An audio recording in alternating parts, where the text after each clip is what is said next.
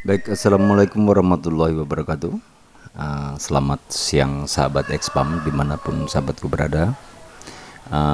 Jumpa lagi dengan saya di sini dan mohon maaf kalau bosen atau jenuh ketika memang kebetulan lewat menyaksikan konten saya. Jadi ketika tidak suka dengan konten saya, ya mohon maaf, diabaikan saja. Jangan di like juga nggak apa-apa, tapi tolong juga jangan dikasih komentar negatif. Kita sama-sama belajar saja.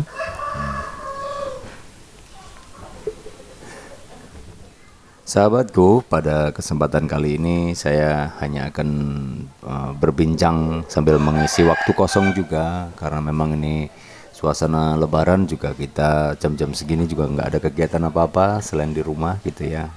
Iseng-iseng gitu sambil sharing, sambil bersilaturahmi lewat media online gitu buat sahabatku semua. Kali ini saya akan coba sharing atau membicarakan tentang ayam saya yang namanya si Kunut ini. Saya perkenalkan profil si Kunut ini. Si Kunut ini adalah ayam yang ukurannya sangat kecil sekali. Kalau kita timbang berat ideal saat turun ke kalangan, si Kunut ini cuma 2,5 kilogram. Kalau misalkan memang kita lihat dari ukuran pinggangnya, memang pinggangnya agak sedikit lebar, tapi memang terhitung masih kecil.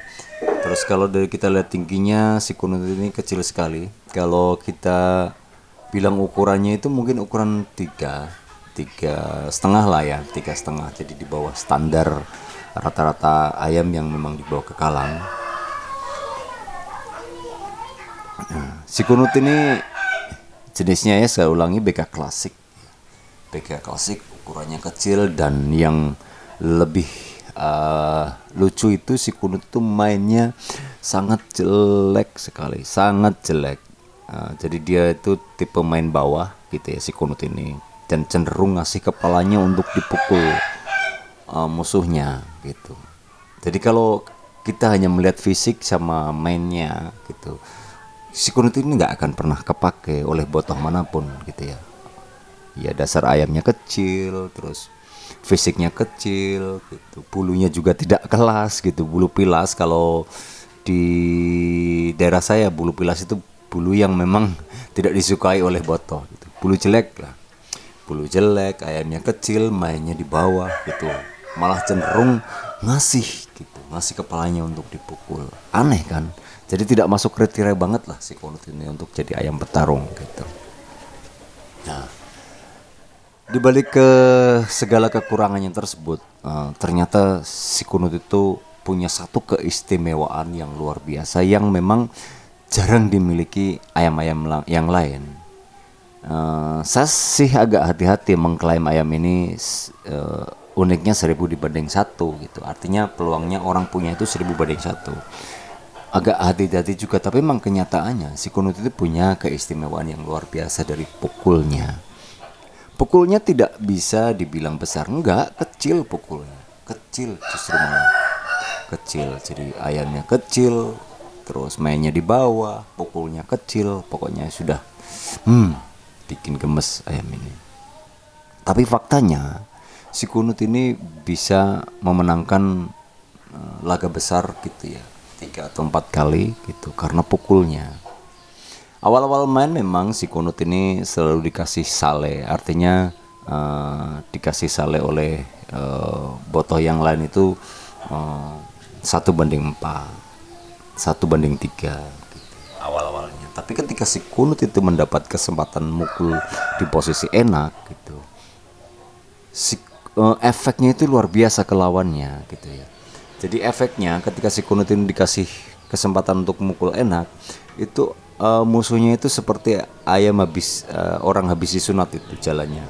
Jadi ngangkang terus sempoyongan gitu. Jadi keseimbangan musuhnya itu langsung hilang gitu. Itu baru kena pukul sekali sama si Kunut. Di posisi si Kunut di posisi ideal ya, enak mukul ya. Itu sekali pukul ayam musuh itu langsung ngangkang gitu. Nah, ketika ayam tersebut sudah berpengalaman, tulangannya bagus dan sudah sering menang gitu ya, musuh tersebut akan bertahan lebih lama, jadi akan bisa memulihkan tubuhnya lagi untuk selanjutnya bisa berjalan normal kembali. Gitu. Nah, tapi ketika kehantam lagi, dipukulan di posisi enak lagi, ayam musuhnya itu akan ngangkang kembali dan akan sulit untuk sembuh gitu. Ya karena si kunut ini ayamnya jelek, tekniknya jelek, jadi kadang-kadang kesempatan untuk memukul enaknya itu datang di ronde kedua bahkan, atau di ronde pertama akhir-akhir gitu. Kayak gitu karena memang ayamnya jelek, tekniknya. Karena memang tekniknya jelek gitu. Nah, di laga-laga si kunut yang sudah memang 3 atau 4 kali menang tersebut, kunut ini selalu menang di bawah 3 air, bahkan 2 kali 2 air ketemu musuh yang memang sudah sering menang. Hebatnya si kunut itu.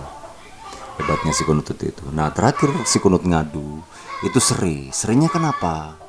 Karena waktu itu kita dilema. Dulu si kunut sudah tua, terus jalurnya makin panjang, kita nggak pengen pakai jalurnya karena ayamnya jelek gitu tekniknya. Tapi ketika mau kita potong gitu, nanti jalurnya tua, bulunya tua, jalurnya belum kering, makanya nggak kita potong, kita coba memanfaatkan jalurnya. Ternyata jalurnya pun sangat jelek, nggak dipakai.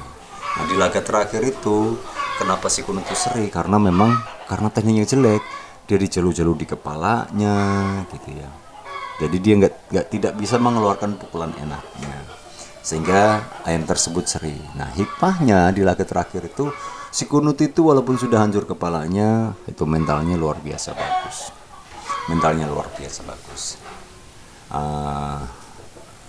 Berikut saya sampaikan foto dan videonya, nanti kita analisa si kunut itu punya katurangan apa sih sebenarnya, sehingga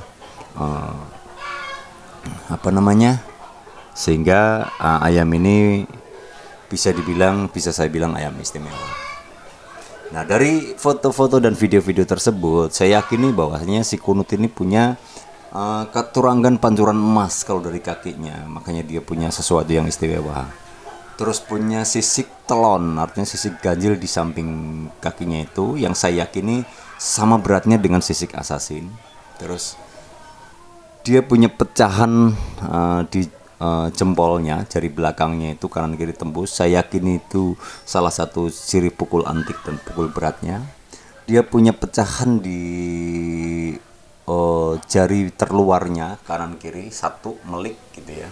Dan itu saya yakin jadi salah satu pukul sakitnya. Nah, terkhusus di masalah jari, saya lupa nama katurangannya. Saya lupa karena video ini saya buat tidak saya persiapkan dulu ya. Barangkali sobat bisa kasih komentar kalau yang pecah di belakang itu namanya katurangan apa, yang pecah di samping itu namanya katurangan apa. Yang jelas saya yakini bahwasanya keistimewaan si kunut itu ada di kakinya, ada di sisik telon yang di sampingnya sama pancuran emasnya. Demikian sob, video kali ini saya buat. Mohon maklum atas keterbatasannya dan silahkan diskusi di kolom komentar agar video ini terkesan lebih hidup dan kita sharing di kolom komentar. Mudah-mudahan ada hasil sharing itu solusi yang terbaik. Demikian saya kiri, billahi taufiq wal hidayah. Wassalamualaikum warahmatullahi wabarakatuh.